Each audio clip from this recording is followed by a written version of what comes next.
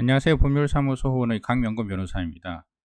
최근에는 부동산 개발에 투자하셨다가 사기를 당하거나 수익금을 정산받지 못해서 이에 대한 해결을 문의하는 분들이 많았습니다. 이런 경우에는 피해액도 상당할 뿐만 아니라 피해자가 심한 정신적 고통을 받게 됩니다. 무엇보다 중요한 것은 반드시 부동산 개발 투자를 하시기 전에는 어, 계약서 작성 전이나 부동산 투자하시기 전에 꼭 전문가의 자문을 구하고 투자를 진행하셔야 합니다. 그러면 부동산 개발 투자와 관련해서 도움이 될 수 있는 부분을 말씀드리겠습니다. 우선 사기인 경우가 있습니다. 아예 처음부터 개발이 불가능하거나 부동산 개발의 의사와 능력이 없으면서 자금을 투자받는 경우입니다. 종류로는 기획부동산, 임야 맹지 개발 제한구역 토지 등 단독으로 개발이 불가능한 토지 등등 실질적으로 개발이 어려운 토지 등을 개발 호재가 있는 것처럼 속여서 투자자를 모집하는 것입니다. 또한 지주 작업을 해야 된다고 지주 작업비가 필요하다고 투자를 유도하는 사기 방법, 주상복합주택 자금이 필요하다고 해서 차용하는 사기, 그리고 재개발 사업 투자금 사기, 그리고 다단계 형식으로 아는 지인을 이용해서 다단계 영업 형식으로 투자 사기하는 방법, 건물 전체를 매입해서 임대하는다는 방식으로 사기하는 방법 등 여러 가지 사기 방법들이 있습니다. 우선 투자하시기 전에 꼭 확인하셔야 하는 것은 부동산 관련 서류입니다. 등기부등본, 건축물 대장, 토지나 임야 대장, 토지 이용 확인원 등을 꼭 확인하셔야 됩니다. 그리고 개발 관련 계획과 법 개정을 꼭 확인하셔야 됩니다. 관할 관청의 고시나 조례, 법 개정을 확인하셔야 되는데, 실제로 아파트 건설 사업을 계획하던 지역주택조합이 도시재정비 촉진을 위한 특별법이 제정됨에 따라서 지역주택조합 방식에 의한 아파트 건설 사업이 불가능해졌는데, 이러한 것을 모르고 조합원들이 가액 계약을 해서 손해배상이 문제되었던 사건도 있었습니다. 그러면 그 다음에 실제로 투자 가치가 있는 투자처인 경우에 어떤 걸 살펴봐야 되는지 말씀드리겠습니다. 실제로 투자 가치가 있는 투자처를 하더라도 계약 형태가 중요합니다. 어떠한 형식의 계약을 했는지에 따라서 수익금 분쟁에서 극명한 차이가 드러납니다.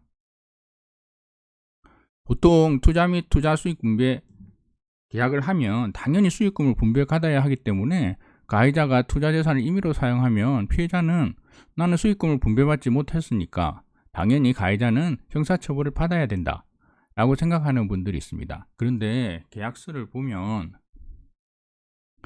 이러한 계약이 조합의 형태가 아니라 익명조합에 해당하는 경우가 많습니다. 먼저 조합과 내적 조합을 살펴보겠습니다. 조합이란 2인 이상이 상호 출자하여 공동 사업할 것을 경영할 것을 약정하는 계약을 말합니다. 조합 재산은 조합원의 합유가 됩니다.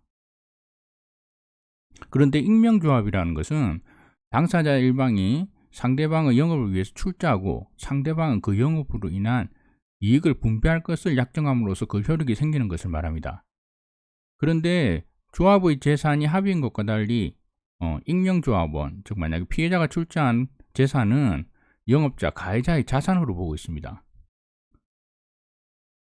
그렇기 때문에 횡령죄에서 극명하게 달라지는 효과가 나타납니다. 판례를 보시면 조합의 경우에는 조합 재산이 조합원의 합의이기 때문에 조합원 한 사람이 임의로 소비했다면 횡령죄고, 내적 조합인 경우에도 마찬가지라고 판시하고 있습니다. 하지만 익명조합의 경우에는 이 익명조합원이 출자한 재산은 영업자의 재산입니다. 따라서 임의로 소비했다 하더라도 횡령죄가 성립하지 않습니다. 판례는 내적 조합과 익명조합의 구별 기준에 대해서 당사자들의 내부 관계에 있어서 공동사업이 있는지 여부, 그리고 조합원이 업무 검사권 등을 가지고 조합의 업무에 관여하였는지 여부, 그리고 재산의 처분 및 변경에 전원의 동의가 필요한지 등을 모두 종합해서 판단해야 할 것이라고 알고 있습니다. 내적 조합과 익명조합의 본질적인 차이는 결국 내부 관계에 있어서의 공동사업이 존재하는지 여부일 것입니다.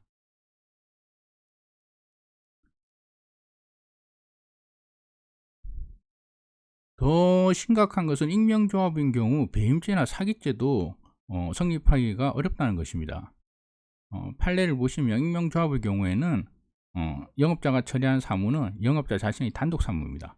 따라서 배임죄가 해당되지 않는 거고, 만약에 실제로 개발 사업이 행해졌다면 사기죄도 성립이 어렵습니다.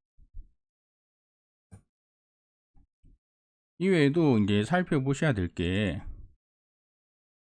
공사비를 부풀려서 피드백을 받는 경우도 아주 많이 있습니다. 이에 대한 통제 방법이나 대응 방법도 미리 생각해 놓으셔야 됩니다. 그리고 자금 사용을 통제하는 방법,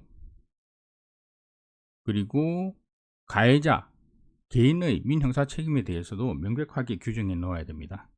임직원을 파견하고 어떠한 조건으로 파견하고 어떠한 감독을 할 것인가도 살펴보셔야 되고, 특히 분양하는 업무에 대해서 만약에 조합의 형식으로 동업계약을 하시는 경우에는 업무 집행 불법 행위를 통제에 특히 신경을 쓰셔야 됩니다. 왜냐하면 부작위에 의한 방조로 손해배상을 책임한 판례가 있기 때문입니다.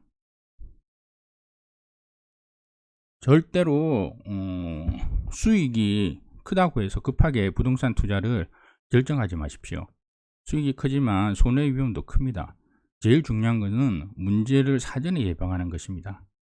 투자를 하시기 전에 반드시 전문가에게 문의하신 후에 투자하시길 바랍니다.